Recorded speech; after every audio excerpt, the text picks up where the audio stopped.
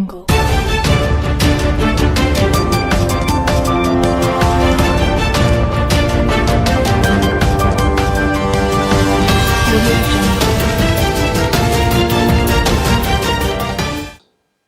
Aujourd'hui, nos cœurs sont lourds. Nous voyons avec tristesse et amertume exagérée sur l'acharnement injustifiable contre un homme qui, par sa conviction et par son courage, a osé dénoncer ce qui ronge notre République démocratique du Congo. En l'occurrence, la corruption, l'impunité et les entreprises mafieuses au sein de nos institutions. De réformes courageuses ont été entreprises avec succès ou avec détermination, mais elles dérangent ceux qui profitent de ces systèmes. Oui, nous, aujourd'hui, parlons de l'excellence ou l'honorable Constant Mutamba Tunganga.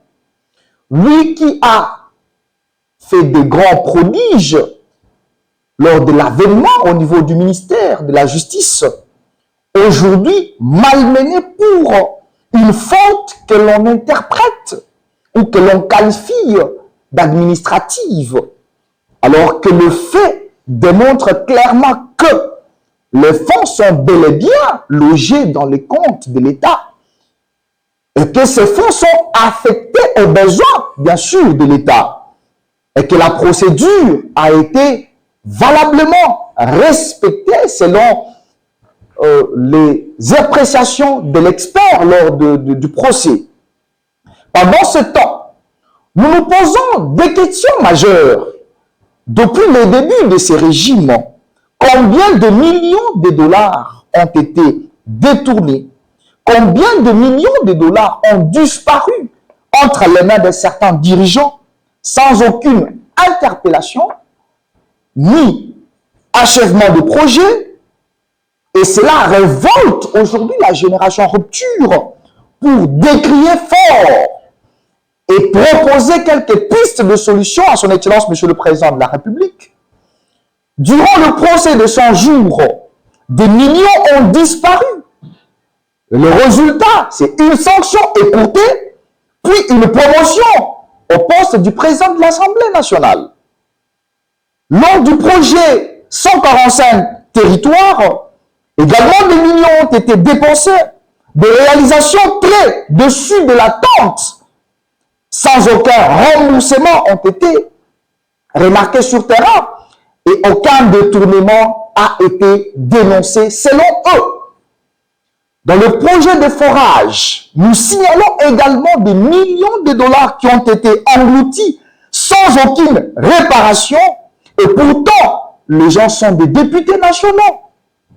Sans pour autant ne pas citer que cette liste qui est exhaustive, qui n'est pas exhaustive, il y a plusieurs fonds qui ont été détournés sans aucune interpellation et sans, en fait, que la justice ne puisse saisir un dirigeant. Et qu'en est-il de l'honorable Constant Mutamba? Aujourd'hui, lui qui a défendu l'État au moment où beaucoup de vos alliés s'abstenaient de prendre des positions lorsque, à l'Est, la situation devenait critique, lorsque les ennemis de la République récupéraient des territoires, l'honorable Constant Mutamba s'est tenu à côté de son Excellence, Monsieur le Président de la République, pour barricader ces gens forts. Et aujourd'hui, il paie le prix de son intégrité, de sa loyauté envers la République. Mais pourquoi? Nous nous posons toutes ces questions. Parce qu'il a mis le doigt sur la plaie béante de notre justice. Il a touché aux intérêts des Caïmans qui ne veulent pas que ces pays puissent avancer. Il est désormais clair que chaque jeune, chaque citoyen de bonne foi qui voudra se tenir pour défendre notre pays, qu'il sache que la haute magistrature, afin de parcours professionnel, est devenue le plus grand obstacle de l'avancement de notre République, cher beau pays. Au lieu d'être un rempart de l'état de droit, il est devenu un instrument de règlement des comptes politiques. Il reste à signaler, chers compatriotes, que la génération rupture doit s'élever. Elle doit s'élever non pas pour défendre des individus qui gangrènent ou qui mettent à terre notre pays, mais pour défendre un principe sacré, la justice équitable et la fin des anti-valeurs.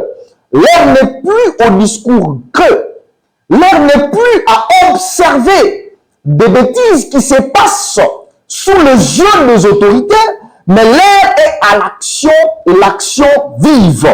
Nous devons donc exiger, nous, la génération rupture, un audit impartial et public de détournement passé et présent, exiger aussi une réforme de la justice pour mettre fin aux pratiques mafieuses qui, aujourd'hui, après le départ de l'honorable Constant Moutamba, ces pratiques reviennent encore à 150% dans nos institutions.